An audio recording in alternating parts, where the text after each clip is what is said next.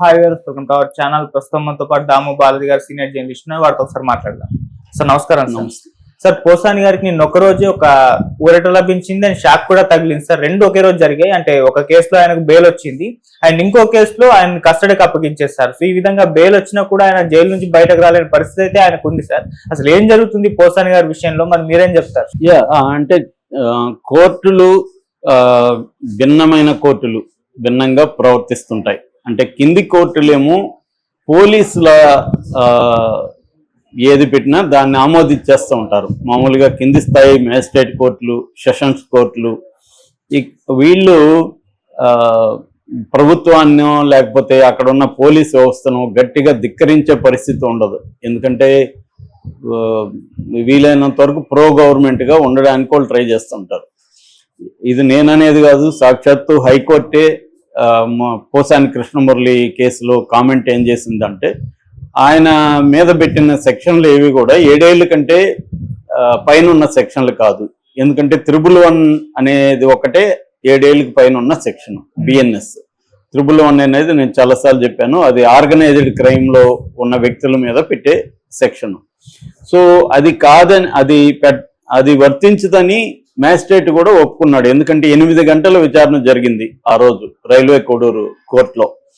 8 గంటల విచారణలో వైసీపీ అడ్వకేట్లు పోసాని కృష్ణమురళి తరఫున ఆర్గ్యూ చేసి ఈ చట్టం వర్తించదు, ఈ సెక్షన్ వర్తించదు అని చెప్పారు.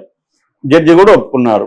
ఒప్పుకున్నప్పుడు మిగతా 2 సెక్షన్లు ఏమిటి, సమాజంలో వివిధ వర్గాల మధ్య విభేదాలు వచ్చే విధంగా ఇతను మాట్లాడాడు అనేది ప్రధానమైన ఆరోపణ. సో ఆ ఆరోపణ ప్రకారం వాళ్ళు సెక్షన్ పెడితే ఆ సెక్షన్లో 7 ఏళ్ళ కంటే తక్కువ పడే జైలు శిక్ష పడే సెక్షన్లు అవి. అలాంటి వాటిల్లో సుప్రీంకోర్టు అనేక సార్లు క్లియర్గా చెప్పింది ఏంటంటే 7 ఏళ్ళ కంటే తక్కువ ఉంటే bail is the rule, jail is exception అయితే మాత్రమే జైల్లో పెట్టాలి తప్ప అదర్వైజ్ ఆయనకి జైలుకి పంపించకూడదు, అసలు అరెస్ట్ చేయకూడదు. ఫస్ట్ ఆఫ్ ఆల్ 7 ఏళ్ళకు లోపల ఉంటే అరెస్టులు చేయొద్దండి, ఓన్లీ నోటీసులు ఇవ్వండి. 41A ఐపీసీ 35(3) బిఎన్ఎస్ఎస్ దీని ప్రకారం ఇవ్వండి నోటీసులు అని చెప్పారు. కానీ అది కొన్ని చోట్లేమో నోటీసులు ఇవ్వమని చెప్తుంది, కొన్ని చోట్లేమో సైలెంట్గా ఉంటాయి కోర్టులు. అది కూడా మనకి విచిత్రం. మామూలు ప్రజలకి ఎందుకు కోర్టులు ఇలాగ బిహేవ్ చేస్తాయని రామారావు సినిమాలో ఏదో డైలాగ్ ఉంటుంది, కోర్టుకి తీర్పుకి ఎందుకు మార్పు అని. అలాగా మనకు కూడా డౌట్లే, అది ఎందుకు కోర్టుకి తీర్పు. కొన్ని విషయాల్లేమో ఇతనికి 41 నోటీసులు ఇవ్వండి అరెస్ట్ చేయొద్దని చెప్తుంటాయి కోర్టులు, కొన్ని విషయాల్లేమో ఇచ్చేస్తుంటారు జైలుకి. అలాగా పోసాని కృష్ణమురళి ఏమి క్రిమినల్ ఆయన నోటి దూల బూతులు తిట్టాడు, అంతవరకు ఆయన మీద కేసులు పెట్టడంలో తప్పు లేదు, పెట్టాలి.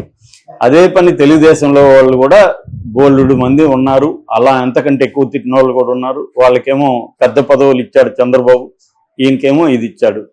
కాబట్టి సరే, ఇది కూడా రాజకీయ పార్టీలు అన్నీ కూడా ఇలాగే బిహేవ్ చేస్తాయి. తమ వాళ్ళని తాము తిట్టమని ప్రోత్సహిస్తారు, అవతల వాళ్ళు తిడితే కేసులు పెడతారు. అధికారంలో రేపు జగన్ వచ్చినా ఎందుకంటే ఎక్కువ పెడతానని ఆల్రెడీ చెప్తున్నాడు. కాబట్టి ఇది వాళ్ళు ఒకరినొకరు పెట్టుకుంటుంటారు.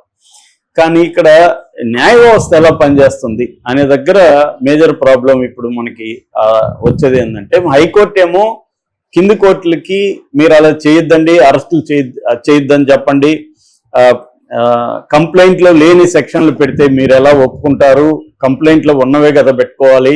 పోసాని కృష్ణమురళి మీద కంప్లైంట్లో ఏముంది, ఇతను అది కూడా ఎప్పుడో మాట్లాడిన దాన్ని ఇప్పుడు పెట్టాడు. అది కూడా రామ్ గోపాల్ విషయంలో హైకోర్టు అదే అనింది. ఆయన ఇప్పుడు 2019లో అమ్మరాజ్యంలో కడపరెడ్లు అనే సినిమా తీస్తే ఇప్పుడు మనోభావాలు దెబ్బతిన్నాయా నీకు, ఇప్పుడు ఎందుకు ఇదయ్యారు, ఆ సినిమాని ఆల్రెడీ సెన్సార్ ఇచ్చింది. అలాగైతే ఏ సినిమా అయినా నా మనోభావాలు దెబ్బతిన్నాయని ఎవడైనా పెట్టచ్చు. గొట్టంగాడు ఎక్కడో ఉంటాడు, ఒకడు రాజమౌళి బాహుబలి ఆ సినిమా చూసి నా మనోభావాలు దెబ్బతిన్నాయి సార్, ఈ సినిమా సమాజంలో అల్లకల్లోలం చేస్తుందని నేను అనుకుంటున్నానని పెడితే రాజమౌళిని తీసుకొచ్చి లోపలేస్తారా? ఇప్పుడు అదే కదా జరిగింది ఇతంది. సో ఇది మేజర్ ప్రాబ్లం పోసాని కృష్ణమురళి విషయంలో. నిన్నేమో ఆ కేసులో బెయిల్ ఇచ్చింది, కింది కోర్టు బెయిల్ ఇవ్వలేదు, హైకోర్టు ఇచ్చింది. ఇప్పుడు మళ్ళీ ఇతని మీద ఆదోని నర్సరావుపేటలో రెండిట్లో కూడా పీటీ వారెంట్లు ఉన్నాయి. ఆదోని నర్సరావుపేట మ్యాజిస్ట్రేటు ఇతనికి రిమాండ్ ఇచ్చేశాడు, రిమాండ్ కాదు కస్టడీకి ఇచ్చేశాడు పోలీసులకి. అంటే అసలు కేసే సెక్షన్లే అరెస్టు చేయాల్సిన అవసరం లేని సెక్షన్లు, అరెస్టు చేసి కస్టడీకి ఇవ్వాల్సిన అవసరమే లేని సెక్షన్లు, కానీ కస్టడీకి ఇచ్చేశారు. ఇప్పుడు మళ్ళీ పోసాని ఏం చేయాలి, హైకోర్టులో వెళ్ళాలి, హైకోర్టులో మళ్ళీ దీన్ని చేయాలి. ఈ లోపల ఇంకొక 4 వారెంట్లు రెడీ అవుతాయి. ఇది సిస్టమ్ అనమాట. అంటే గవర్నమెంట్ ఏం చేస్తుందంటే కావాలని అనేక మంది దగ్గర అనేక కేసులు పెట్టించి ఒక కేసులో బెయిల్ వస్తే ఇంకొక కేసులో బెయిల్ రాకుండా చూసుకునే దానికి కేసులు పెడతాం. ఇదే పని జగన్ కూడా చేశాడు. చింతమనేని ప్రభాకర్ విషయంలో దాదాపు 60 కేసులు ఆయన మీద పెట్టి ఆయన ఒక కేసులో బయట రాగానే ఇంకో లోపలేస్తా వచ్చారు. ఇప్పుడు అదే పని చంద్రబాబు చేస్తున్నాడు. మళ్ళీ జగన్ వస్తే అదే పని జగన్ చేస్తాడు. దీంట్లో పోసాని కృష్ణమురళి లాంటి వాళ్ళు కానీ కొడాలి నాని లాంటి వాళ్ళు కానీ వీళ్ళందరూ కూడా అదే సమయంలో తెలుగుదేశంలో జనసేనలో ఇప్పుడు భయంకరమైన దుర్భాషలాడుతున్న వాళ్ళు ఇప్పుడు కూడా ఉన్నారు. వాళ్ళ పోస్టులు చూస్తే వీళ్ళందరూ గుర్తుపెట్టుకోవాల్సింది ఏంటంటే మీరు ఒక పద్ధతి ప్రకారం వెళ్లకుండా వ్యక్తిగత దాడులు చేస్తే మళ్ళీ మీకు కూడా అదే జరుగుతుంది. ఇప్పుడు పవన్ కళ్యాణే చేయలేదా వ్యక్తిగత చొప్పు తీసి చెప్పుతో కొడతానలేదా?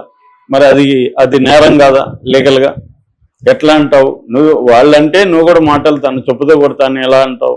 అంటే ఇలాగా ఎవడైనా ఎవరి మీదైనా కేసులు పెట్టచ్చు. సో ఇక్కడ అధికారం ఇచ్చింది ప్రజలకు మేలు చేయాలని తప్ప ప్రజల సమస్యల్ని పక్కన పెట్టేసి డైవర్షన్ పాలిటిక్స్ లో భాగంగా పోసాని కృష్ణమురళి లాంటి వాళ్ళని అరెస్టులు చేసి కేసులు పెట్టి కోర్టుల చుట్టూ తిప్పి ఒక డ్రామాకి తెరలేపింది తెలుగుదేశం ప్రభుత్వం. సో ఇది రేపొద్దున మళ్ళీ జగన్ అధికారంలోకి వస్తే, జగన్ అధికారంలోకి రాకుండా ఉంటే వీళ్ళు ఎస్కేప్ అవుతారు తప్ప జగన్ అధికారంలోకి వస్తే ఖచ్చితంగా ఎందుకంటే రెట్టింపుగా జగన్ చేస్తాడు, మళ్ళీ వీళ్ళు వస్తే రెట్టింపుగా జగస్తే ఇది ఒక విసియస్ సర్కిల్. అంటే రివెంజ్ పాలిటిక్స్ లో భాగంగా ఇది జరుగుతుంది. ఇది అన్ని పార్టీలు చేస్తుంది. గతంలో కాంగ్రెస్ కూడా ప్రతిపక్షాలను వేధించడం కోసం సిబిఐ లాంటి వాళ్ళని ఉపయోగించారు. దీన్ని మోడీ ప్రభుత్వం వచ్చినాక సిస్టమేటిక్ గా ప్రతిపక్షాలని తొక్కేయడానికి సిస్టమేటిక్ గా ఇన్వెస్టిగేటివ్ ఏజెన్సీలని ఇటు సిబిఐ కావచ్చు, ఈడీ కావచ్చు, ఐటీ డిపార్ట్మెంట్ కావచ్చు, జిఎస్టీ రెవెన్యూ ఇంటెలిజెన్స్ కావచ్చు, ఎన్ఏ కావచ్చు, ఇలా నేషనల్ ఇది ఇన్వెస్టిగేటివ్ ఏజెన్సీ ఈ ఎన్ఐఏ, ఇలాగా రకరకాల ఏజెన్సీల్ని ప్రత్యర్థుల్ని అరెస్టులు చేయించడం, అక్రమంగా కేసులు పెట్టేయడం, బెయిల్ రాని సెక్షన్లు పెట్టడం, ఒకవేళ ఒక దాంట్లో బెయిల్ వస్తే ఇంకొక దాంట్లో పెట్టడం, ఏమీ సాక్ష్యాలు లేకపోయినా కొంతమందిని బెదిరించి వాంగ్మూలాలు తీసుకొని ఆ వాంగ్మూలాలు బేస్ చేసుకొని మిగతా వాళ్ళని అరెస్ట్ చేయడం, ఇటువంటి ఒక మెథడ్ని ఉపయోగించుకుంటున్నారు. కోర్టులలో కూడా చాలా మంది జడ్జిలు నిస్సహాయత కూడా వ్యక్తం చేస్తున్నారు. మొన్న సుప్రీంకోర్టు జడ్జి అరుణ్ మిశ్రా కూడా ఈ దేశం వదిలిపెళ్ళిపోతేనే బెటర్ మాలాంటి వాళ్ళకి, ఇక్కడ న్యాయం లేదు అని సాక్షాత్తు సుప్రీంకోర్టు జడ్జే ఈ దేశంలో న్యాయం లేదంటే ఇంకా సామాన్యుడి పరిస్థితి ఎలా ఉంటుందో మనం అర్థం చేసుకోవచ్చు. ఎప్పుడు గాంధీ అని ఫిలాసఫీ ఏంటంటే చిట్ట చివరి వ్యక్తికి న్యాయం జరగాలి అనేది గాంధీ చెప్పేవాడు. ఇక్కడ చిట్ట చివరి వ్యక్తికే కాదు బలవంతులకే న్యాయం జరగట్లే ఇక్కడ. ఎందుకంటే పవర్ అనేది ఇంపార్టెంట్. ఇక్కడ బలం అంటే పవర్, ఎవడు పవర్లో ఉంటే వాడే బలవంతుడు. వేరే రకంగా డబ్బు ఇంకోటి ఉంటా కూడా పవర్ఫుల్ కాదు. సో సింపుల్ ఎగ్జాంపుల్ చెప్పాలంటే ఒకప్పుడు అమిత్ షాని జైల్లో పెట్టించింది కాంగ్రెస్ ప్రభుత్వం. ఆ టైంలో ఆయన చిదంబరం హోమ్ మినిస్టర్ ఉన్నాడు. అమిత్ షా మళ్ళీ హోమ్ మినిస్టర్ అయినాక చిదంబరాన్ని జైల్లో పెట్టించారు. ఈ రివెంజ్ పాలిటిక్స్ అనేది అన్ని రాష్ట్రాల్లో ఉంది. ఇప్పుడు ఆంధ్రప్రదేశ్లో కూడా ప్రధానంగా ఇదే జరుగుతుంది. ఇక్కడ కూడా అదే జరుగుతుంది. కాకపోతే రేవంత్ రెడ్డి ఇంకా అరెస్టులకి తెర ఇవ్వలేదు ఇక్కడ.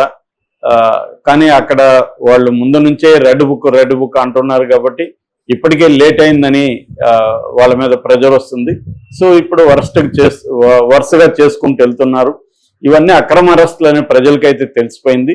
దీని ఎఫెక్ట్ ఉంటుందో లేదు చూడాలి ఇప్పుడు. ఎందుకంటే చంద్రబాబు పాలిటిక్స్ ఏంటంటే 4 ఏళ్ళు మన ఇష్టం వచ్చినట్టుగా ఉండి చివరి 1 ఇయర్ ప్రజలకి విపరీతంగా ఇచ్చేసి ఇంకా ఎక్కువ ఇస్తామని చెప్పి మనం గెలిచేయచ్చు అనేది చంద్రబాబు. ఎందుకంటే 2 సార్లు అలాగే గెలిచాడు ఆయన, కాబట్టి మళ్ళీ కూడా గెలవచ్చు అన్న ఆలోచనలు ఆయనకు ఉన్నాయి.